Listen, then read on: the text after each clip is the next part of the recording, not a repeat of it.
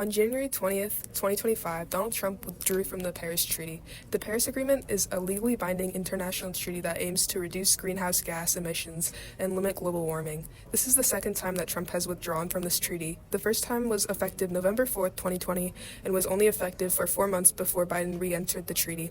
With the new withdrawal, many news sources paint this event differently. Some sources are for it, some are against it, and some are unbiased. We want to answer the question: how does the media's coverage on Trump's decision to pull out of the Paris Climate Agreement for the second time reflect on how the nation will be affected economically, politically, and historically? Our first source is the Associated Press, which through Wikipedia we found is a nonprofit American news agency that was established in 1846. On the AP staff page, we discovered their neutral reporting has to pass high standards, ensuring the news they cover is accurate and honest by journalists established globally. The article we're going to cover, written by Matthew Daly and Seth Bornstein, is Trump signs executive order directing U.S. withdrawal from the Paris Climate Agreement. The reporters in this article focus on how the most recent withdrawal has different intentions than the first time in 2017. This article features multiple analysts, most of them advising to renew the Paris Climate Agreement, especially since many natural disasters have struck the U.S. in this past year. A featured climate negotiation analyst, Alden Meyer, with the European think tank, claims, quote, "Not a single country followed the U.S. out of the door," end quote, which proves how the U.S. government stands alone from other countries on this issue. This report is aimed to inform American citizens and others who are interested in the global response to Trump's decision to withdraw from the Paris Climate Agreement. Multiple lenses could apply to this article, including an economic lens, since the main deciding factor for Trump's decision was to focus merely on growing the economy through focusing on exploiting our nation's supply of natural resources. Additionally, a historical lens applies because the agreement itself is based on carbon emissions back in the 1800s and how modern society is permanently changing the environment. CNN is our next source, and according to a study between 2010 and 2021 that measured guest airtime and their political bias for numerous news sources, is a slightly left-leaning source. This article explains Donald Trump's day one efforts to reverse many climate-friendly efforts, such as backing out of the Paris Treaty, his plans to drill in Alaska for oil, and his declaration to end the non-existent electric vehicle mandate. The article title is Trump Signs Actions to Pull U.S. Out of Paris Climate Agreement, Intends to Promote Fossil Fuels and Mineral Mining. When comparing this article title to one of our unbiased sources, Associated Press, we can see that AP's title is very straightforward and informative, and CNN's title gives a little more context on their concern for the effects of this withdrawal. The evidence the authors used in this article shows that the authors are against the withdrawal because it mainly focuses on the negative effects this event will have on the country and mentions little or none positive effects. The target audience for this article seems to be those who are concerned about the effects of Trump's withdrawal from the Paris Treaty. This article also looks at the event through a political lens and an economic lens because it talks about how it politically affects various states that are not complying with Trump's decision. It talks about how economically it does not align with electric vehicle innovation, nor will it economically benefit the country in the long run. Our third source is Fox News, which is the most watched cable news network in the United States and is serviced in 86 different countries and territories.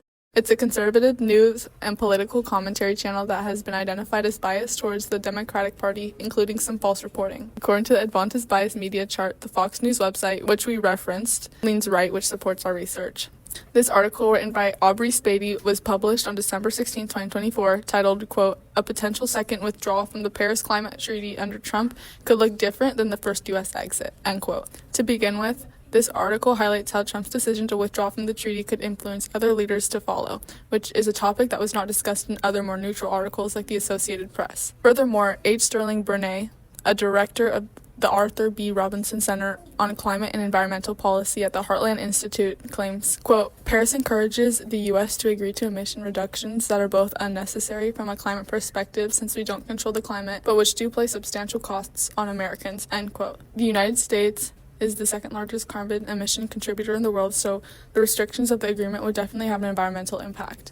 According to the information provided by Wikipedia, the Heartland Institute is a conservative think tank known for rejecting the scientific consensus on climate change and the negative health impacts of smoking. Therefore, it is not a reliable source for this topic, and it's in favor of Fox News.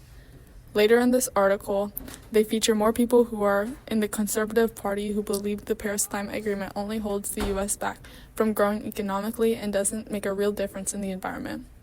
In conclusion, this article is directed to other conservative Americans who may be like-minded on this topic, not to truly educate people on the impacts this decision will make. Critical lenses this article highlights include an economic lens, because this report favors Trump's decision to further advance technology and other profitable industries in the United States. It also touches on political lens, because Spady explores how the decision was made by the U.S. President Donald Trump. Columbia Broadcasting System, or CBS, is one of the big three American commercial broadcasting television and radio networks, according to Wikipedia. Additionally, CBS is a primarily neutral reporting source compared to other news outlets on the Advantis Media Bias Chart. This CBS article, written by Haley Ott, reports, quote, "World leaders react as President Trump makes big moves on day one of his second term," end quote. This article touches on various aspects of Trump taking office. I would like to focus on her discoveries regarding the Paris Climate Agreement. Ott's report features Simon Steele, the UN Climate Change Executive Secretary, who advocates that withdrawing from the climate treaty would result in missing out on, quote, "massive profits, millions of manufacturing jobs, and clean air," end quote. Unlike other reporters, he believes the pact may actually boost the economy and provide jobs for Americans and others involved. Furthermore, he claims that, quote, "ignoring it only sends all that vast wealth to competitor economies, while climate disasters like drought, wildfires, and superstorms keep getting worse, driving the economy-wide price inflation," end quote. It's prominent that other countries disagree with the United States' decision to withdraw from the Paris Climate Agreement. This includes European Union Chief Ursula von der Leyen, who decided to, quote, "keep working with other nations that want to protect nature and stop global warming," end quote, proving the different takes on this issue. This article is geared towards people interested in how the United States is tackling this issue compared to other countries in the Paris Climate Agreement. It is to enlighten Americans as well as people who are familiar with this topic. Economic lens is prominent in this article because it describes how the economy would actually thrive better if Trump had renewed the pact. It also focuses on historical lenses because it compares the climate today to how it used to be. Finally, a political lens is relevant because it exhibits how our leaders' decision will affect the rest of the world and how it differs from other countries. This article is from Time magazine, a slightly left-leaning news source. It mostly discusses the effects of the last backing out of the Paris Treaty in 2020 and how those effects hint at what is going to result out of Trump's backing out of the treaty in 2025. The article title is "What Happened the Last Time Trump Left the Paris Agreement." This title is relatively unbiased when comparing to all of our other sources and focuses more on the previous withdrawal than the current withdrawal. Although the United States' previous withdrawal from the Paris Treaty only lasted 4 months, the article describes its effects as profound, proving the article is unsupportive of the renewal of this withdrawal.